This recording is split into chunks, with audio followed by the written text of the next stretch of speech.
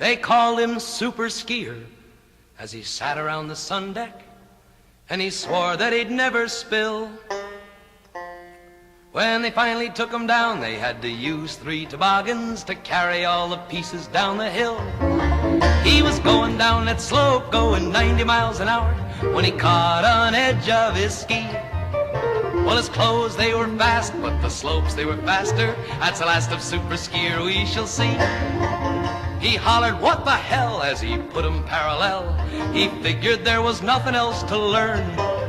As he started on his way, he was shouting, "Underlay," assuming that he'd never have to turn. Well, he was slipping down that slope, going 90 miles an hour, when a mogul flipped him in the air. His jumping form was fine till he ran into a pine, and 2 one-legged skiers left from there. Well, he was going down that slope, going 90 miles an hour, when he caught on edge of his ski. Well, his clothes, they were fast, but the slopes, they were faster. That's the last of Super Skier we shall see. When he left the tree at last, he was skiing twice as fast. Both halves were skimming moguls like a feather. He said, "If I must be a split personality, how can I ever keep my knees together?" One ski was headed east and the other headed west, 'cause both of them, you see, were running freer. The folks on Little Nell, they looked up as scared as hell, said, "It's a bird, no, it's a plane, it's Super Skier."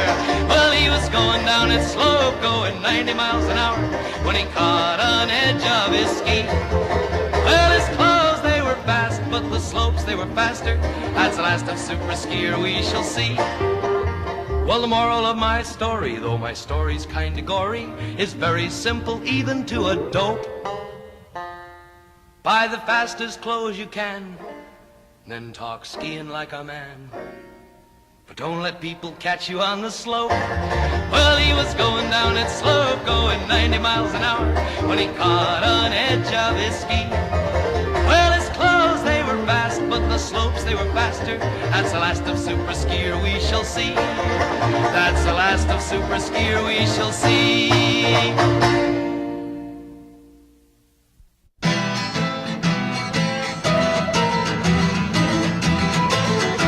I'm a celebrated skier, folks, and qualified to smirk.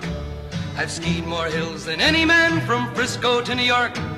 But talking about the skiing I've done is my one and only quirk, especially when I'm standing in the barroom. I'll ski any hill that stands, my friends, regardless of the pitch. On any kind of skis at all, I really don't care which. I could ski the cliffs of Dover with nary a bloody hitch.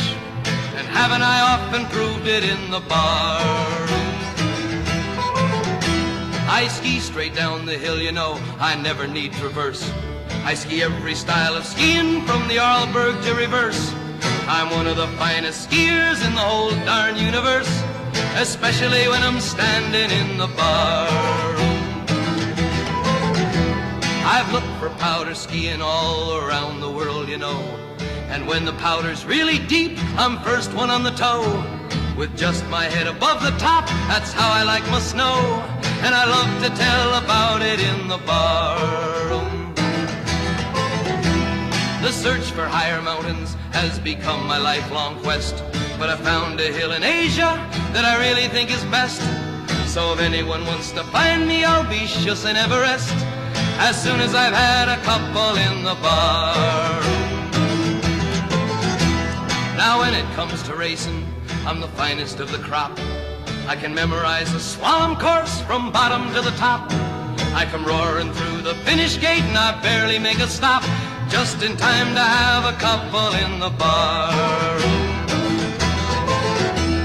And now my song has ended, and I hope you will agree that if you need some pointers, why, you'd better send for me. But I'm not worth a damn, you know, till I've emptied 2 or 3 of the very biggest schooners in the bar.